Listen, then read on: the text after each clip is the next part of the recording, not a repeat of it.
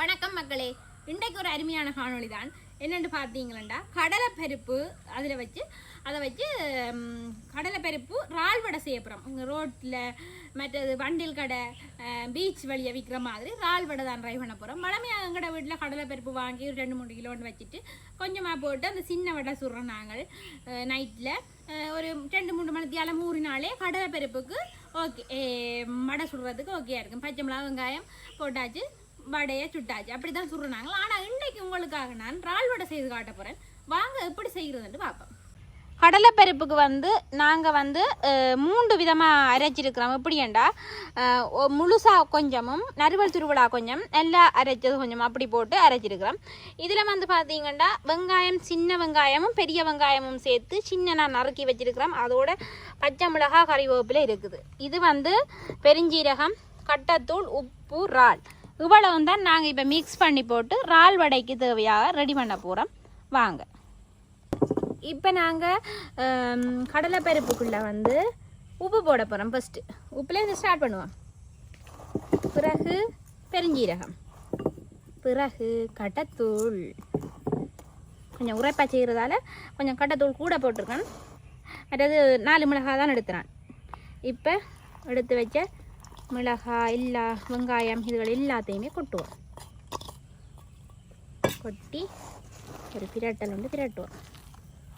எனக்கு வெங்காயம் பட்டைகளை கைவட்டி போட்டு இப்போ எரிய போகுது.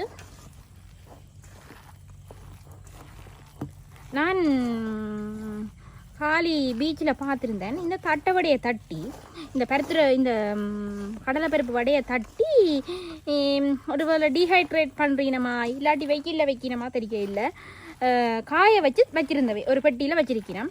ஆக்கள் கேட்ட கையோட என்ன செய்யணும் வேண்டாம், அதை போட்டு பொரித்து கொடுக்கிறேன். அந்த வடை நான் அப்போ அவைகள்கிட்ட என்னென்று இருக்கா காட்டுங்கன்னு கேட்டேன்.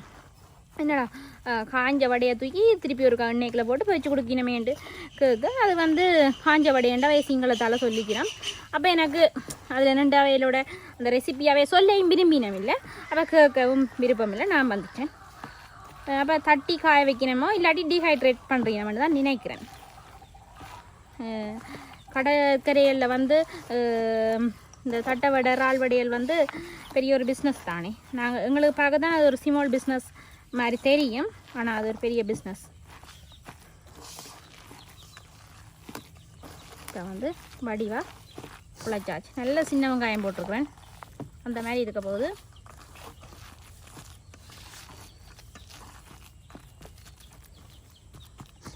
இனி எண்ணெய் சட்டியை அடுப்பில் வைப்போம். எல்லாம் சிம்பிள் வேலை தான். நீங்களும் வீடு வழியாக செய்யலாம்.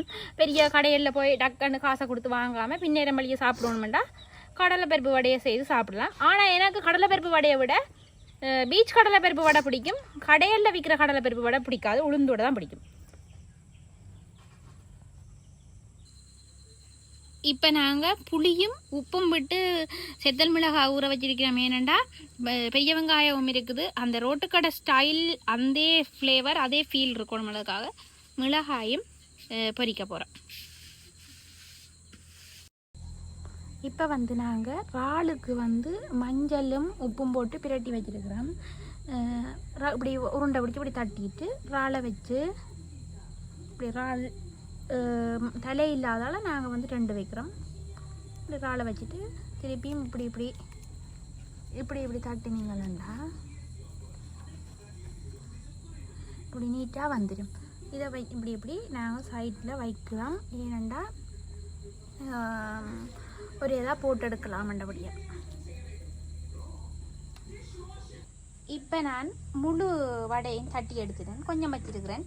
அது ஃப்ரிட்ஜுக்கு வச்சுட்டு நாளைக்கு சின்ன வடை சுட போகிறேன். இப்போ இவ்வளோத்தையும் நாங்கள் பொரிச்செடுப்போம். இப்போ சட்டிகளை போடைகளையும் ஒரு தட்டு ஈர கையால் ஒரு இது தட்டிட்டு போட்டோம்னா ஓகே. இது ஈஸியாக பொரிச்சு எடுத்துடலாம். டக்கண்டு நிறைய நேரமாக அடுப்படியில் இருக்காமல் டக்கண்டு பொரிச்சு எடுக்கலாம். இப்போ நல்லா சட்டி சூடாகிட்டுது, எண்ணெய் விட போகிறோம்.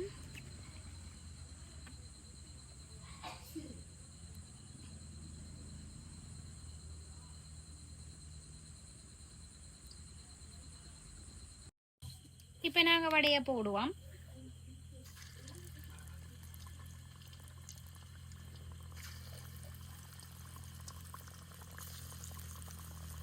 தட்டி வச்சிருந்தபடியாக ஈஸியாக போட முடியுது.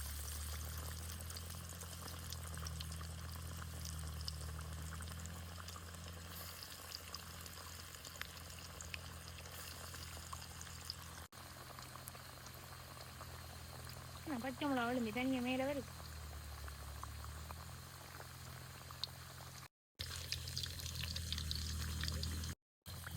இப்போ நாங்கள் இறாக்குவோம். எப்படி இருக்குன்னு பார்த்தீங்களே அந்த மாதிரி இருக்கும்.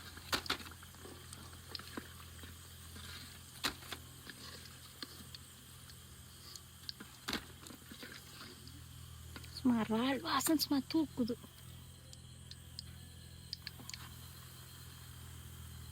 பார்த்தீங்களா இறக்கியாச்சு. நாங்கள் நிறைய எண்ணெயில் பொரிக்க நாங்கள் இப்போ கொஞ்சம் எண்ணெய் எடுத்து வச்சுட்டு மிளகா பொரிக்க போகிறோம். என்னென்னா மிளகா பொரித்து நிறைய எண்ணெய்க்குள்ள பொரிக்கக்கூடாதுன்ட்டு எடுத்து வச்சுருக்கிறோம். இப்போ மிளகாயை பொரிக்க போகிறோம். இப்போ நாங்கள் மிளகாயை போடுவோம்.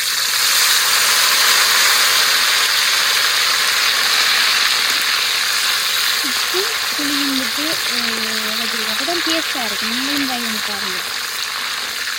அவிச்சா தான் டேஸ்ட். நாங்கள் இப்போ ஊறத்தான் விட்டோம். நாங்கள் சுடு தண்ணி விட்டு ஊற விட்டனாங்க.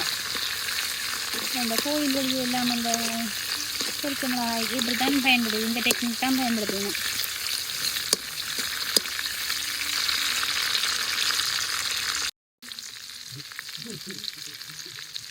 இப்போ பாருங்க இப்படி இருக்குன்னு இறால் எல்லாம் பொரிஞ்சு. இப்போ நாங்கள் இதுக்கு வெங்காயம் மட்டும் பட்டினா ரோட்டுக்கடை இறால் வடை ரெடியாக போகுது. தங்கச்சி என்ன செய்ய போகிறான்னா பிளேன் டீ ஊற்ற போகிறா. இப்போ நான் இதுக்கு வெங்காயம் பட்ட போகிறேன். இப்போ பார்த்தீங்கன்னா ரோட்டுக்கடை இறால் வடை ரெடி ஆகிட்டு எப்படி இறால் எல்லாம் இருக்குன்னு வேறுங்க வாசம் சும்மா தூக்குது. இப்போ நாங்கள் இதுக்கு வந்து என்ன செய்ய போகிறோம்டா பிளேன் டீ ஒன்று ஊற்றி குடிக்க போகிறோம். வெங்காயம் மிளகா இறால் இது மூன்றும் தான் எப்படி இருக்குன்னு பார்த்தீங்களா. எனக்கு வந்து நான் என்னுடைய பங்க வடையை எடுத்துருக்கிறேன். வடை மிளகா வெங்காயம் பிளேன் டீயை எடுத்துக்கொண்டு போக வேண்டிய. இப்போ பார்த்தீங்கன்னு சொன்னால் பிளேன் டீ ஊற்றியாச்சு. இனி வடையோட சாப்பிட வேண்டியதுதான்.